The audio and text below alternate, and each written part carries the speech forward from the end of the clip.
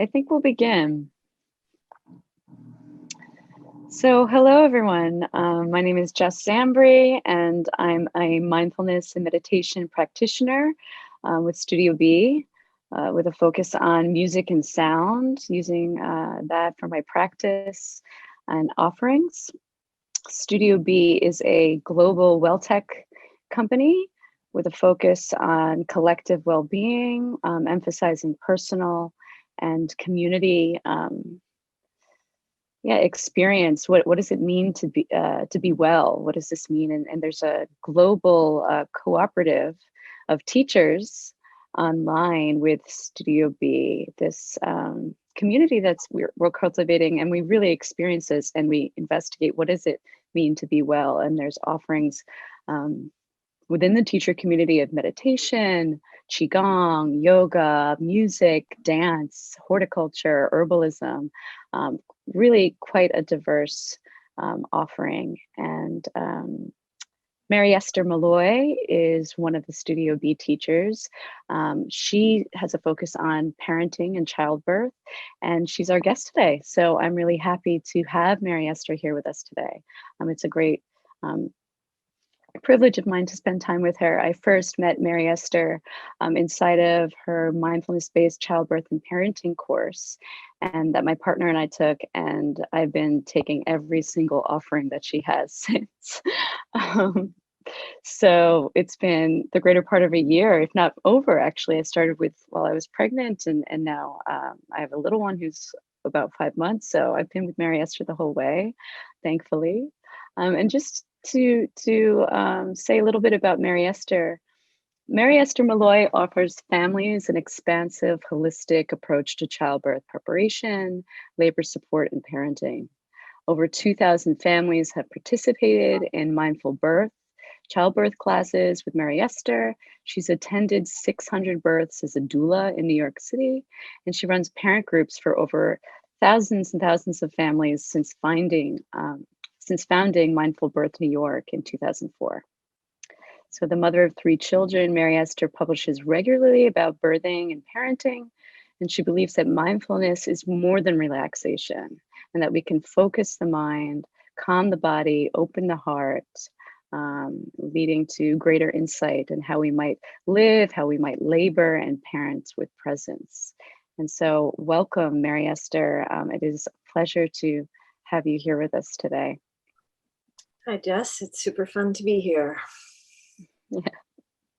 So Mary Esther, I want to focus on 3 areas that you explore in your work, and we can begin however you want, but I just want to highlight that there are these areas of focus where you're inside of the preparation for birth, there's the birthing itself, and then the parenting. And so just to begin, what is it that brought you to this work?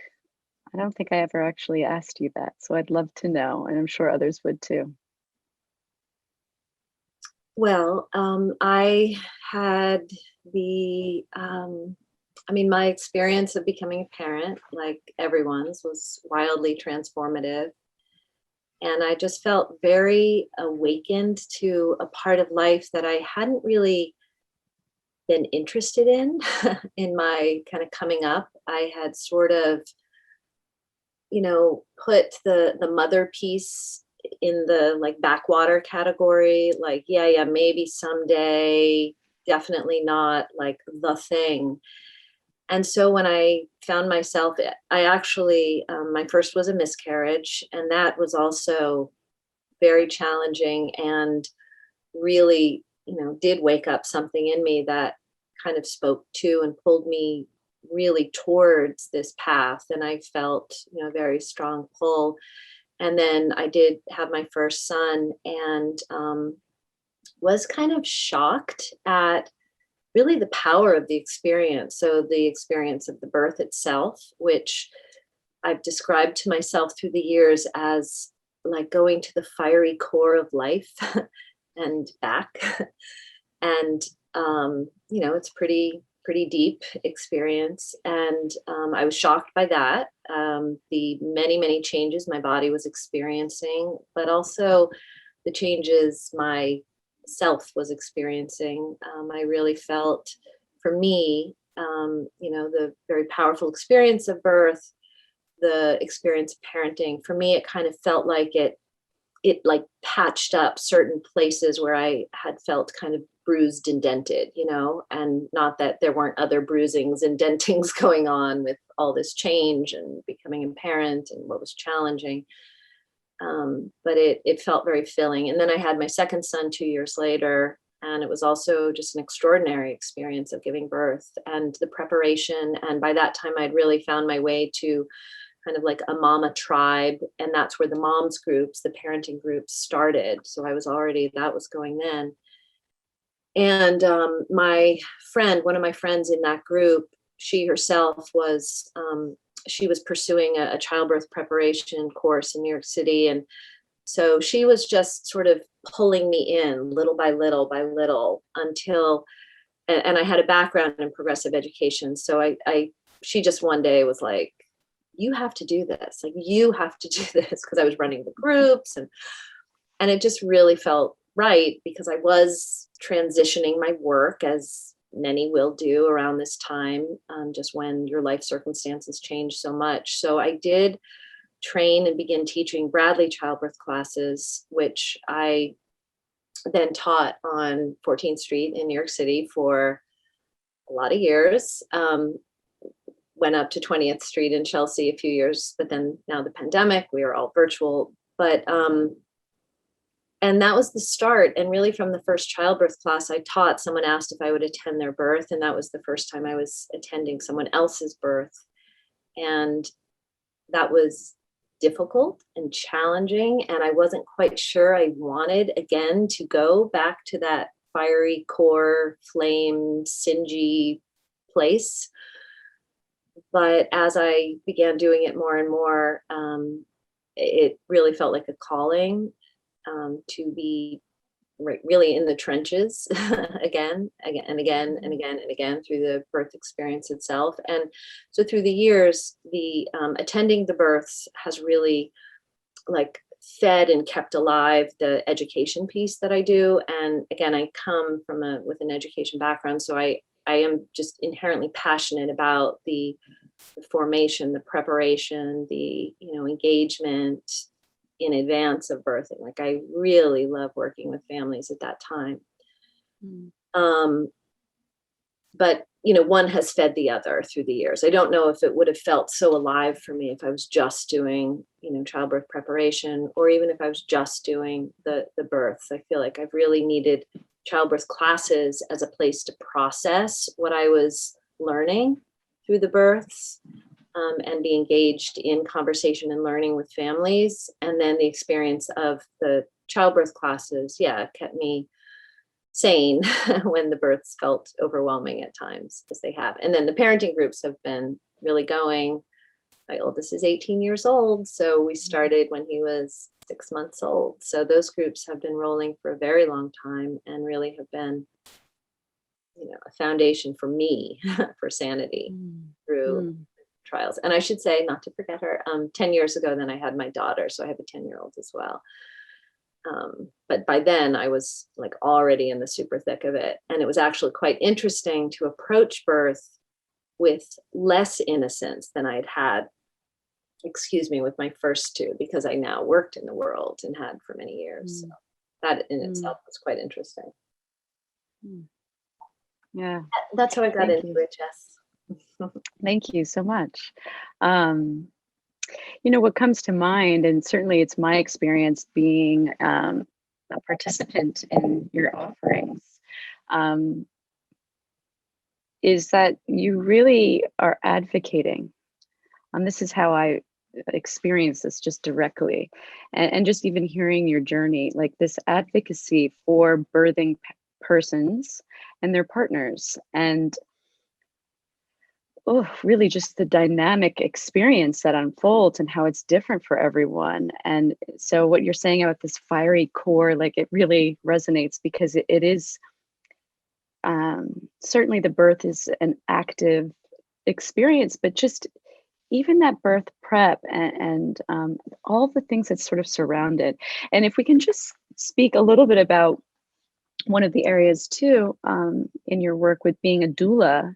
So first, just for folks that are just like, what is a doula, or might know, but would like some more information. And then just if you'd like, just kind of giving us some of your experience of what it's like to be supporting families, and also inside of this pandemic, because essential care worker, being a doula, present inside of a global pandemic, where physical distancing is the mandate. So yeah, what's with all this?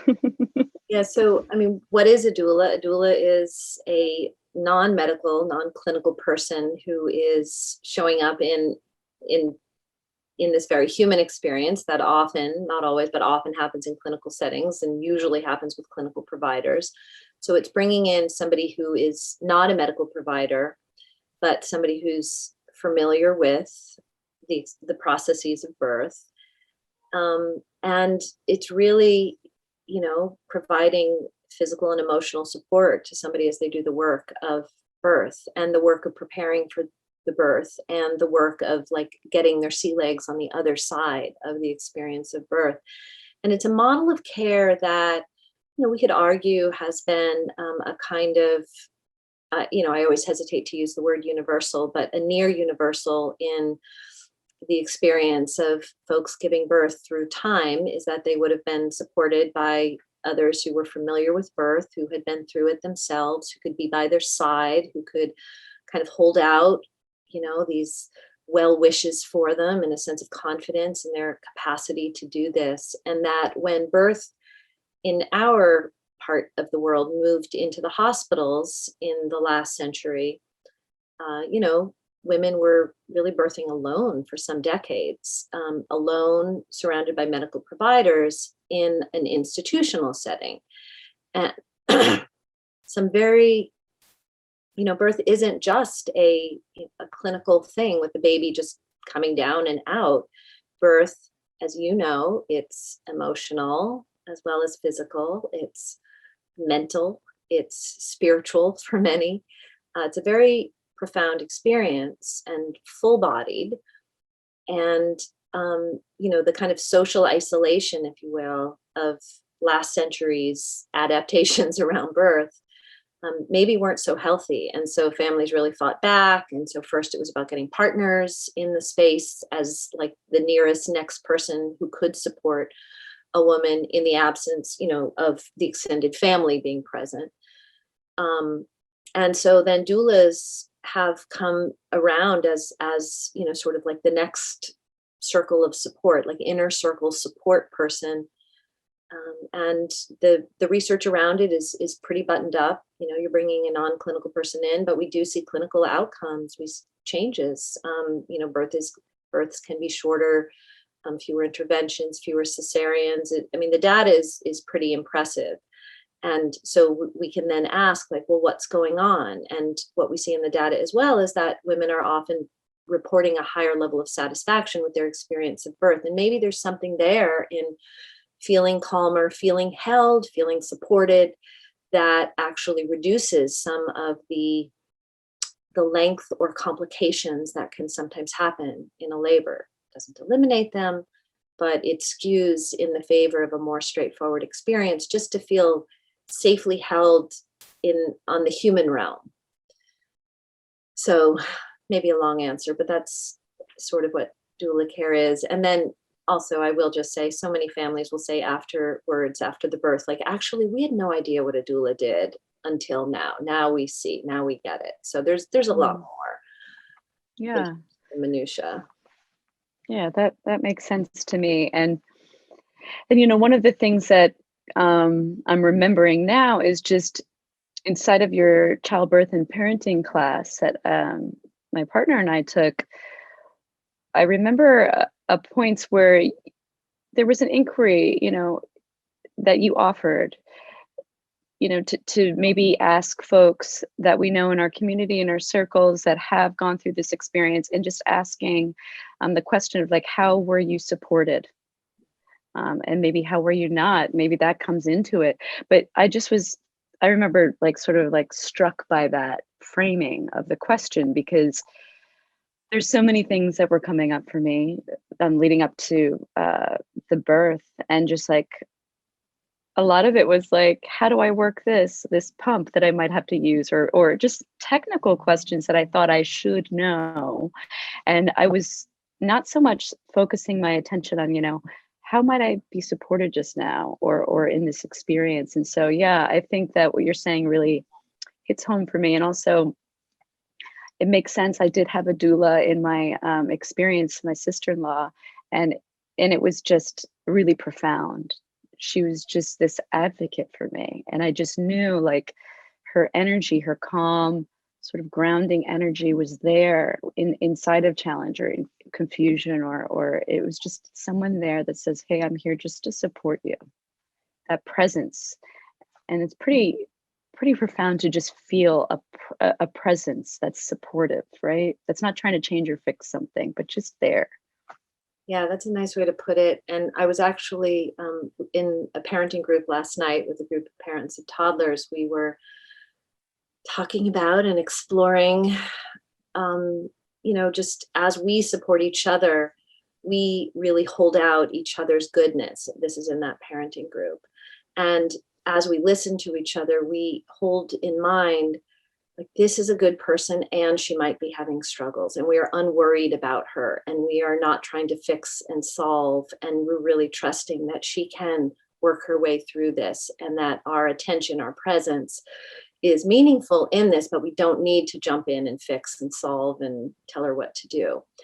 And one of the women in the group, I had attended both her children's births, and she just said, and actually, let me just finish that thought. We were then thinking about, how can we do this with our children, right? Like, really hold out for them, even in their times of struggle, that they are good, right? Mm. They are good. Yes, there's a struggle, and we are unworried, and we don't need to jump in and solve and fix and tell them what to do. We can be with them and be present and supportive, but without the, like, fix it, do that. Anyhow, what this one woman said, as she was sort of struck as we were having this conversation, she said, "That's what you did for me at the births. That's what you did." She said, "You were there as a presence that reminded me how good I was, even when I struggled. You reminded me how good my partner was, even when it felt like things were challenging. You reminded me, even the doctor, like how good the doctor was, right? In a sense." Mm. And um, and she said, like, and you were unworried. And sometimes I think as people approach birth, as you're saying, like, there's a lot of information to download, and we can get very in the weeds. And, many a parent will feel like, to give birth, I have to have the information that an OB has, or I have to have the information that a midwife has. I have to know all the possible things that could happen. And, my 6 possible responses to each of the 2,700 things that could happen. And it can be and I mean, just through the years I've been doing this, I just see such a difference in folks who were birthing when I was birthing, like for my boys 16 and 18 years ago, where the internet was not the internet that it is today around birth. And through the years, just seeing people really more and more, with like this full battery of information about, I understand the Foley balloon and the Cytotec and the Pitocin that's used with the induction and so there can be a feeling of, and information can certainly be helpful, but there can be a feeling of like, I need to digest everything I can, all the information. And sometimes we forget, and I will say this to people when they're like, gosh, there are a lot of sessions in your childbirth class. And I'll say, what you're investing in is the human side of birth. You're investing in, like, the body and your relationship to your partner, your relationship to your body, time with this baby. We're not shopping to prepare for birth, right? We live in this advanced Right. capitalist society. It's part of it. I was part of it. We purchase. The people who love us purchase, to shower us with their love and show how excited they are about the baby. But, there's also the community of other families to find your way into. And all of this is, I mean, Jess, I'll just ask you, like, which do you value more, like the families you've grown connected to through this experience, or like that little bouncy chair that you might have purchased, when you were panic buying at 8 months pregnant? I mean, Yeah, yeah. No, I appreciate the question. Certainly, the connection to the families, and really, this sort of guides us gently into what you're doing inside of these parenting groups. Because my experience, so many of the practices were experiential. They were like asking me to investigate at a pace that felt natural and comfortable, accessible for me. But just what does it feel like right now to just be in your body, or meet your mind as it is? And that, without trying, like, it reminded me, like, oh yes, I have this intuition. And so at some points inside of the arc of your course, the 9-week course, mindfulness based childbirth and parenting, and you might actually hear my little one in the background there, but I remember there was a point where I was like, you know what, I'm going to check in and just see, like, how many books have I got going right now? How many books have I started? I'm going to actually say no to some of these, because I noticed that my mind, it was like I was trying to make this a conceptual, like, I can figure this out, I will be prepared, like, and you just can't. And I do remember in the birthing experience, like, using those practices, those offerings that you suggested to us, just feeling your feet on the ground, or just, checking into to know, like, oh, I'm breathing right now, or like, and that relationship bit that you were speaking to. Yes, so much of that course was a place for Noel and I to experiment, my partner, um, what it's like to relate to one another while we're going through, like, peaks and valleys of emotions and thoughts. And so, yeah, and getting to know that without having to speak to all of it all the time, because certainly in those experiences it's very like, um mammalia, like, okay, like, we're in this survival mode thing. And so to speak about the experience is not so much serving, at least it wasn't for me, but those practices really helped us to kind of relate to one another, just in a physical sense, in a mental sense, spiritual sense. And maybe you can actually speak, if you'd like, to, what is the role that mindfulness plays inside of your parenting groups, inside of these courses? How does that show up? yeah. So in terms of the childbirth classes, it is, as you say, it's a balance, and it is certainly information about birth and mapping and how things might unfold and variations. So we certainly go there, but it is also, a good amount of time devoted to the, as you put it, the experiential, because we do not birth from the prefrontal cortex. Like, that's not what's in charge. You're not, like, hey, I think it's maybe time to push. Let's start pushing. It's not a decision. The work of birth is the work of the body, and the limbic system, and the all the work that the body orchestrates. Right? It's this unfolding of this ancient blueprint, right, that we are not directing, controlling, thinking our way through. So it really is a work of dropping in. The work of birthing, right, is dropping into presence. And so there's the birthing persons, in a sense, the training we do, right, is about how can we be with things as they are? How can we drop some of the spin out or the judgment, that can actually add layers of challenge to the work itself? So can we drop in? Can we meet the work? Can we meet, even unexpected elements of the experience of birth? Maybe contractions that are stronger than you anticipated, or it's moving faster than you anticipated, or there are some interventions you were hoping to avoid that you now have to work with, to kind of safely get across the finish line. And how can we work skillfully with this? How can we be with things as they are and be with each other? And for partners, it can be quite challenging to support somebody who is laboring and doing that work so intensely, it, it is a lot we can ask of partners. And so part of the training is tools for partners as well, to be able to ground and be present and kind of zoom the focus in. So maybe settling with, as you said, the feet on the floor, the breath moving in and out of the body, and kind of just coming back to the moment and allowing some of, if there are anxious thoughts, to just sort of settle. But then also, how can we be with this person who's doing this work, right? How can we be in close so that we can be present to what she's doing in a way that like allows partners to be in close, right? So what's the quality of presence that can allow us to be close to the work she's doing? And sometimes that means dropping out of the thinky, like I'm managing this, and just being present, feeling the connection, breathing with her, dropping the sense that anything has to be fixed or solved, and trusting the providers you've hired to, in a sense, worry about the safety and to be present. And I fully appreciate as well that there is the advocacy piece and being awake to systems that may not be supportive. There's no question that people of color or poor people going through our obstetrical system can, really be not treated well and do need to be.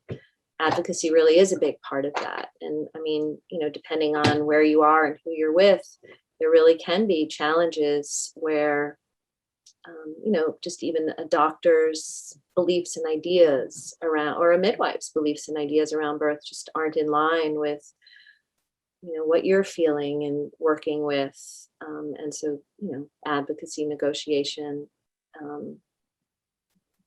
understanding the range of interests that are present is also part of it. Yeah. Thank you for naming that. Such an essential piece inside of this learning of how it is to be a human with this experience, and also just this piece around accessibility and how it's just non-existent for some folks, and there's just much for us to keep exploring and naming and highlighting. And I know that you do that inside of your work, and it's one of the things that actually drew me to you, because I was like, okay, this person is doing the work, is acknowledging the social context of what this work is, and not curating blissful packages or moments, just being real with it. And so I really appreciate that. Yeah, I mean, I'll just say in New York City, where I attend births, 60% of women giving birth give birth on Medicaid. That was a number that did quite surprise me when I first learned it.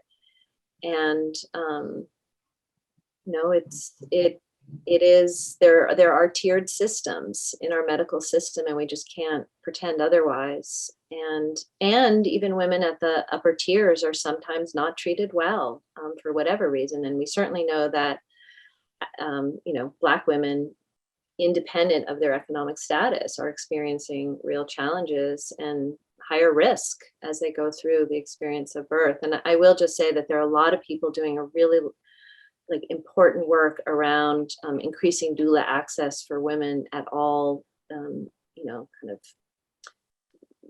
parts of the system. And it's just so important. Many healthcare systems around the world do have more built-in or have built in more human support around birth. I just recently chatted with somebody from New Zealand, and she described her midwife that she saw all the way through the pregnancy, meeting her at the door when she arrived at the hospital, and more or less staying with her throughout the birth, almost in the role of a doula.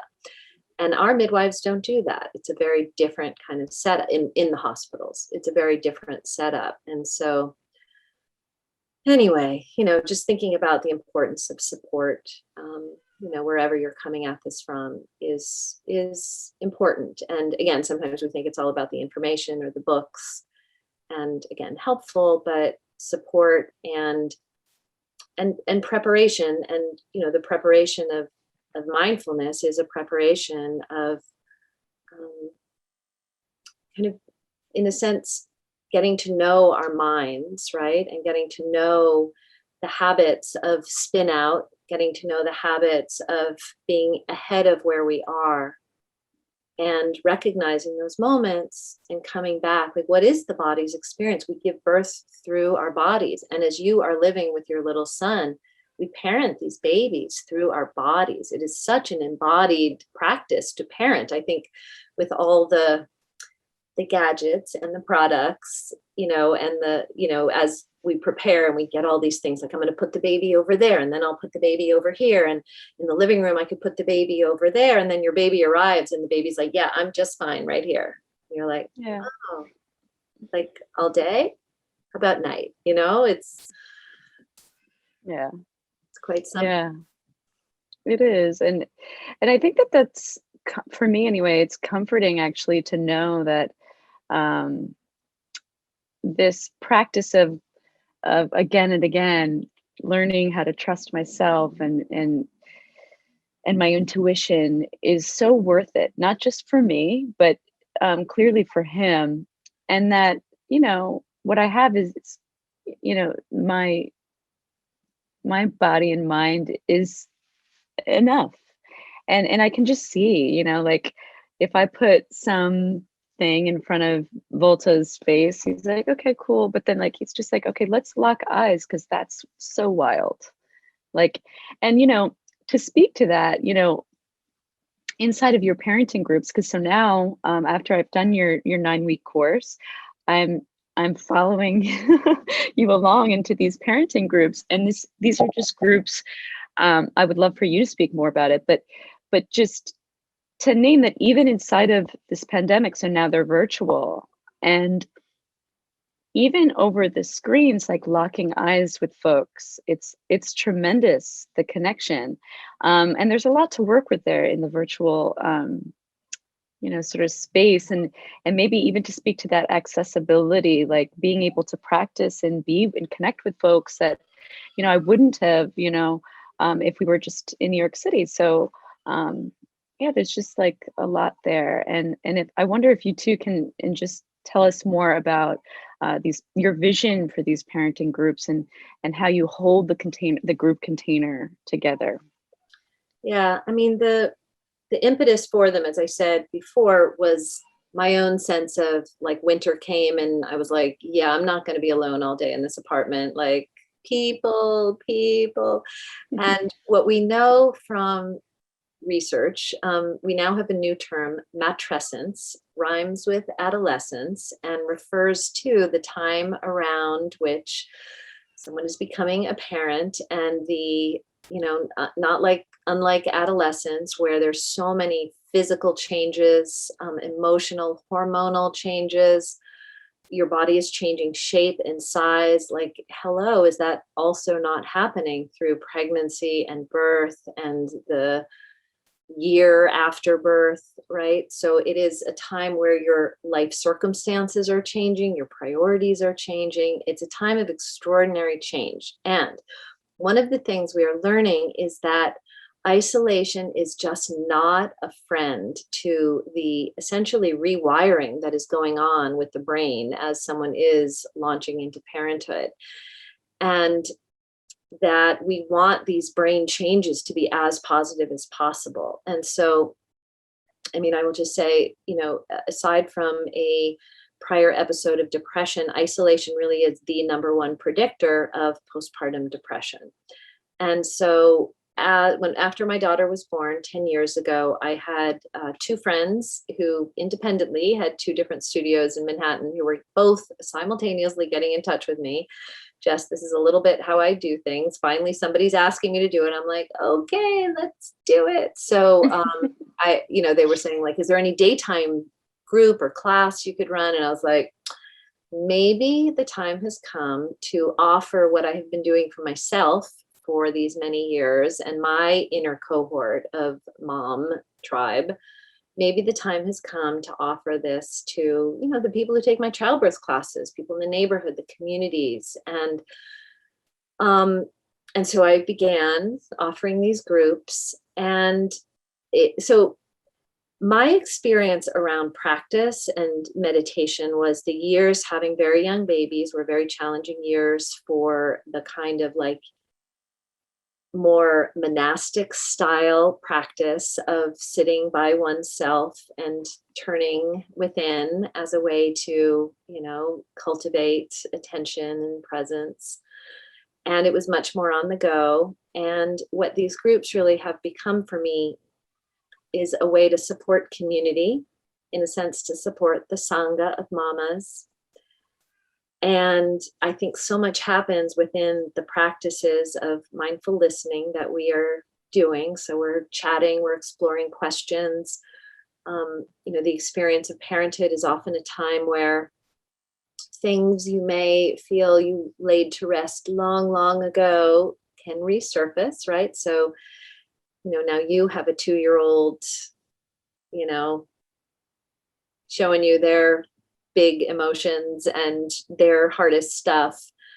I don't know, maybe some of your own, the way you were responded to as a child might be activated in those moments, right? So in a sense, part of what we're doing is exploring how the past is living in the present, right? Because we want to be as present as possible. We want to have a range of options to respond to our children. And if we are being driven by recordings from the past or feelings from the past, we're not being as present as we might be with these little ones, right? So how can we work to be as present as possible and see where the past is finding its way into the present and maybe leaving us with a feeling that there are fewer options as to how to respond, right? Maybe leaving us with more reactivity in moments of stress around parenting. So we're exploring questions and looking at those sorts of things, but it's in the context of community and really holding each other like the glue. And I often don't, like when people say like, what's, if I join your mom's group, what are we doing? I often really don't talk about this so much until they're in the experience of it. Is like the practice of the listening exchange, in a sense, that we're doing. I feel like it really gives people, and you can speak to what your experience has been, but it gives people a chance to be present to themselves, to have some space to feel what they're feeling, to feel heard, to feel listened to, and to feel held again by people who are seeing your goodness, even if as you share a story of losing your what with your kid yesterday and all the bad feelings that are coming up and maybe echoes from the past if you were yelled at a lot and that knot of things, just to feel held and heard and seen and remembered for how good you are and what good, amazing effort you are making as a parent. And also there's just a piece with this listening of the not feeling alone that is profound. It is a place where kind of like our individual separate, like this is my experience, my child, my pain, my struggles. It just like softens the edges of that to be in a room of people, and a Zoom room is doing the job, it turns out, but to be in a room of people who are also experiencing challenges that are, have echoes of similarity to yours, it just like we know we are part of a whole. We know we are part of a community. We know we're not aberrant. We're not like the only ones struggling with this. And that alone, like that social connection piece, that like horizontal, like I belong, even though I'm struggling, I'm part of a group of strugglers, i.e. new parents. It does something. It feels like it is like healing as we go. That's how it feels. Mm. Yeah. Yeah, I would echo that it is healing and therapeutic for me. And, I know that this is something that's shared inside the groups from other parents. And just to have, what I find so useful is, yes, that community connection is, I can't really put words to it. It is, you did eloquently mention like that belonging feeling, and that is what it kind of feels like. It's just like, oh yeah, okay, I can take a breath, like I belong here with these people. Like we're here together. Um, and there's an intimacy that builds straight away just because of the way that this group like learning container is held and offered, because of this, like, okay, people are going to listen, they're going to speak now.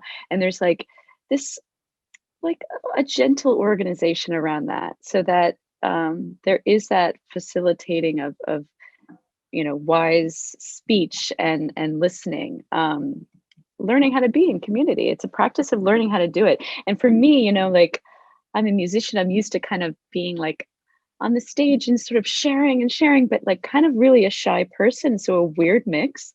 And I know I'm not alone in that. And we're complex beings, so for me a lot of it is just like, okay, I'm going to go join Mary Esther's group and learn how to like be in community. I'm going to practice what it's like to like make friends.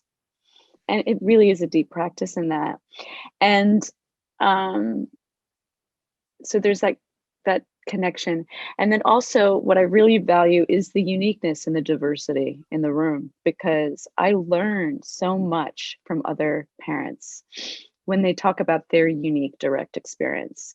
Um, I'm like, oh wow, I haven't thought about it that way, or oh, this person is doing this, or being with this kind of new, joyful moment or challenging moment, and it's just like it's really great to witness that and just learn from folks, and just the differences that sort of provide a more expansive, inclusive way of learning, rather than just this like, oh, this is like you were saying, it's not this, oh, this is my journey alone and I'm a separate self. It's like, nope, no such thing as that. We're all together and different. And thankfully, um, yeah. Yeah, I love the groups so much. I think they're fantastic. And so many of the groups really do like glue themselves to each other. And years later, I'm getting photos from, a group that's still, they're still each other's people, Hmm. because it is a very awake time Hmm. after having a baby. Like for all the challenge, it's just a time of growth and expansion, and you are wired for connection. And I just like when we were in person all the years in the studio, I would just see the new moms walk in. And of course, everybody's got their different thing, and some are shy and some are like they're working the room. But everybody would sit down. And as we would begin, like I could, like the hunger for connection. And of course, many of the moms walking into the room would have been pretty darn alone for the last like 4 weeks or 6 weeks or 2 weeks or 2 months in their apartment all day with the baby. And like we need each other. And it's anyway, so it's been such a pleasure. And that, for so many years has just been like I would just run 2 groups a week, and it would just be this like wonderful like oxytocin bath of love.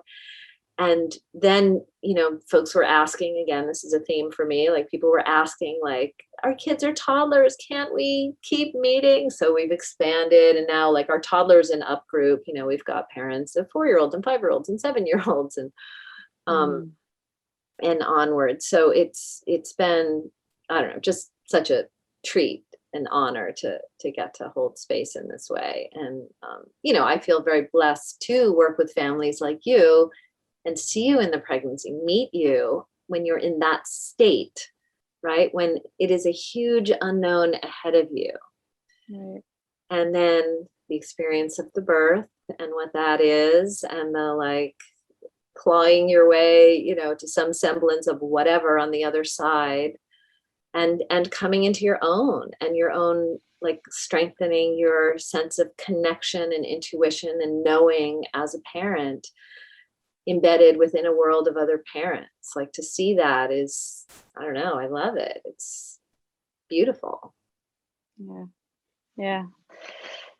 And I'm so glad too that you mentioned, how the journey keeps going, and it's like the toddlers and 7-year-olds, and now they're teenagers. And because they're actually, Paula is asking, and there's a couple questions coming in, so I'd love to open up some space for that, but maybe we can just highlight Paula's here. I'd love to hear a little bit about parenting older children, young adults, in fact, mindfully. Paula, I am so living it. I feel like I honestly needed to like get through the toddler years to really be able to hold space for other parents around the toddler years. And now, I don't know, once I get through the teenage years, maybe I'll do a better job like holding space for other parents around the teenage years. I'm living it, figuring it out, and actually in a moment of some challenge. And I mean, in a sense, I will just speak personally where I am right now without trying to be, philosophical or like come up with any solutions. I will just say, for me, I think it is attending to what comes up from the past for me around teenagerhood and all the charges from my own experience coming of age, and not giving up on my kids. I'm going to cry. Not giving up on closeness, like not giving up on, like, when we set limits for toddlers, it has its own super challenge, and they're like kicking and thrashing, and we're, trying to like calmly, lovingly, with presence, stay connected and hold the boundary. With teenagers, right, it's a different terrain of, working with who they are and who they're growing into, and also still being parents to them, and working with, my beliefs and who I am and what my husband and I feel makes sense at any given stage, and coming up against, their, right now I'm up against, so that's the frame we're getting here. But I think it's about not giving up, and not giving up on closeness, not giving up on letting it be messy, but hanging in there rather than like going away. Like just being present to who they are in their changing. Yeah, we need a group for this, right? Yeah, please. Yeah. Yeah, that is hopefully in my future, to be present for all of the teenage bits. But what you're saying really like kind of hits home, and it reminds me too of just like so far in my very little experience of being an actual parent. I would say the biggest thing that I share to friends that are on the journey or on the path is take care of yourself. That is my biggest thing. Like you were saying, closeness, and I'm thinking of that as care. Like don't give up on care, but don't give up on care, as I'm understanding it, on, for me, because the care that I give to myself is the access that I have of giving it to my son. And so it's such a community endeavor in that way. And yeah, and yeah, that caring sort of, it gives me tools at times where I'm like, okay, I'm going to hold this moment that feels really tough and just infuse some care into it, because probably needs it. Right. We need reserves as parents. It is extraordinary and sometimes extraordinarily draining, right, to be caring for young people. And we do it in relative isolation, meaning minus the extended family or, the close-knit neighborhood where everybody's looking out for your kids as you get stuff done. many of us, just the way the world is these days, it's not of our particular making, but these are the circumstances in which we are parenting. And it, like the soloness of it is, it wears us down and we aren't our best selves. And so, I mean, to circle back to the community piece and like the parenting groups, I do feel like, for me anyway, the self, like the maybe like discipline of self-care for me has come in part, I mean, many different areas, but in part through connection with other parents. Mm. There's been a lot of learning for me there that is just different from what I will do, you know. I mean, believe me, solo, like yoga has been a mainstream of sanity. Meditation has been a mainstream of survival through this. But since we're talking about the groups, I mean, the connection, the community is something that I think gets overlooked in this day and age quite a bit. Mm. And it's so valuable because we are wired for connection. It is our wiring, and we thrive in connection. And it doesn't matter if we're an introvert or a shy person or a whatever, like safe community where we are, you know, seen and held and feel like we belong. It just, our overall health is improved by every measure, says the research. Yeah. And especially, I mean, we haven't talked that much about the pandemic, but the isolation during the pandemic, you know, different for different families, different circumstances. But there have been so many families. I mean, there's just, that is a source of, you know, some for sure, what's the word I want? Just like golden lining of, for some people in certain circumstances, you know, more time with their children. That, you know, I've had women all year like crying about the blessing of being at home more with their kids and being so grateful for that. Of course, there's so much challenge with that too when you're also being asked to work. But the isolation for many has also just, oof, what a toll. What a toll. Mm. So Yeah. very tough year for Yeah. families. Yeah, I appreciate you naming that. And also, again, just this bit about care and closeness and community, for me anyway. I just felt called to say this because in case there's other folks that are like me out there, um, practicing compassion, kindness is way more accessible for me in community.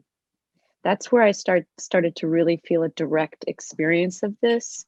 It was not so much my, meditation practice where I'm practicing on my own. Certainly worthy of keeping up. Not to make it binary, what's good and bad or better or worse type thing. It's more just that like it's that practice and the community sometimes it depends on, where you're coming from in any given moment, but can be like that place.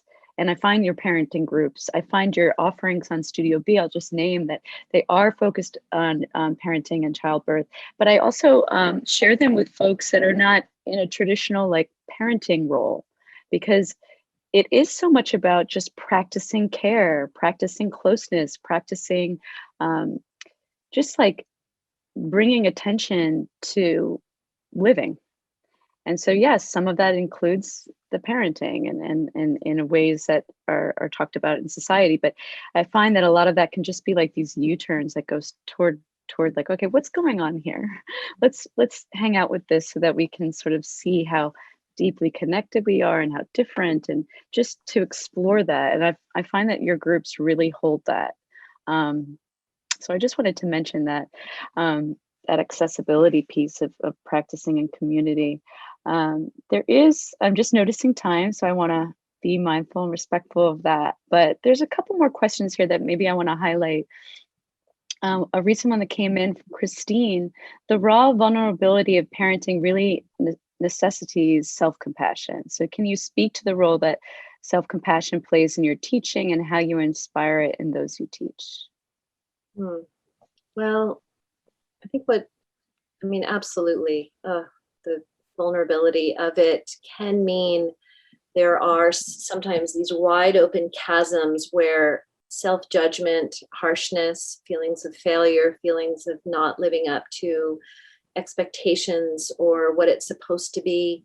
I was just meeting recently with an expectant couple earlier today. I was meeting with them, and they were just describing, even just hearing friends, burst into tears at the ultrasound photo, and they hadn't burst into tears. Are they going to be connected to the baby? Are, just all these wonderings. And there can be places where, if women give birth and in the moment of birth don't feel this overwhelming sense, the moment they're laying eyes on their child, of this like love beyond love that they had anticipated, that's another place where that kind of harshness can get in, of like, what's wrong with me? Why am I not feeling this? And I will just, as an aside, say, it's just to normalize. It is such a process of like getting to know this child. And as somebody who is present at birth after birth after birth, most women in those moments after giving birth are really very right brain, very spacey, really interested in taking a rest after they have worked so hard.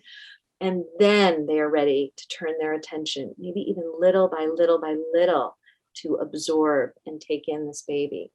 So compassion is so important on the parenting path, because the parenting path is challenging enough. And if our minds are not a refuge, if our hearts are not a place where we can rest, if they are a place where there is more harshness coming in, it can compound the challenges of the experience. And I mean, I am going to circle back to what you were saying, Jess, in a sense. And sometimes at the end of a group, in the parenting groups, we will have had a go around, and people will have shared challenges around the experience of birth or the postpartum, feeling alone, challenges with breastfeeding, struggles with an in-law, a baby in a NICU, just the challenge of feeling alone for weeks after with a partner who had to be back at work. And I will just sort of invite everybody to really just, remember the sense of care and compassion they felt for each person telling their story, right? Like, there was not a person whose story was told where everyone's hearts didn't just like open. And then to offer that same sense of care, that same sense of understanding, that same sense of, wow, you have been through so much. You are so resilient what you are doing. You are so strong for what you are doing. And then to offer that same sense that we very generously offer each other. It does not take much to offer this to each other. Sometimes it takes a lot to offer it to ourselves. So sometimes even just that reminder of like, oh yes, like I too have been through a lot. I too have been resilient. I too have shown tremendous strength in navigating the bumps in the road as they come. So yeah, it's a great question, and such an important practice on this path every step of the way. Yeah. And I will just, I know we're at time. I will just say that, the practice of presence, I think when people are entering these practices, it can feel like, oh, this is boring. Like what? Like it's much more interesting to be like, well, like my breath, my body, what's going on. And as we begin to drop in more and more, I think we begin to discover that something interesting can happen with presence. And that's the awakening of compassion and care and like a tenderness. You experience this with your son, right? Like moments where you really slow down and you take him in and you look at his beautiful hands and really feel his smile and his laughter. Perhaps it's a moment where the phone has been put down. I'm not speaking to you, Jess. I'm speaking to this generation of parents, myself included. Like, there's the possibility in those moments of a different kind of connection, right? This practice of seeing, of being with. And, that's true every step of the way through this whole childbearing cycle. Presence matters, and there are gifts to be found by dropping into that space. So beautifully said. And yes, I appreciate all of your reminders and just your embodied practice, because being in these groups with you, exploring this terrain feels secure. I feel secure because I know you're practicing with me. I know you're trying this out along with me, and that it's not, this thing that you're conceptually talking about. It's your direct experience. And there's such a security for me in that. And this piece about presence, I can just say that as a parent, wow, what is it that tells me I'm even paying attention from moment to moment? That alone is like, whoa, there's just so much in presence. And yeah, what you do, offering your genuine, authentic presence for folks going through this experience is really quite impactful, and just beautiful to witness. So I really appreciate you spending this time with us, Mary Esther. And I want to remind everyone that they can find you on Studio B and beyond. And if there's, Mindful Birth New York is your company. And this is a place where you can explore different practices and the different offerings that Mary Esther has going. And I know a lot of times on your Instagram too, you have live offerings and conversations around specified topics that are really useful. So how can people reach you? Maybe just let's leave with that. Sure. So my website is mindfulbirthny.com, and Mindful Birth Mary Esther is where I'll be on Instagram. And I have been doing a lot of live offerings there, a lot around like health and nutrition and safety. So it's been a real pleasure to have that going. And thank you, Jess, so much. And thank you, Studio B. It's been a really fun conversation. So I will see you on the platform, as it were. Thank you. Thank you all. See you soon.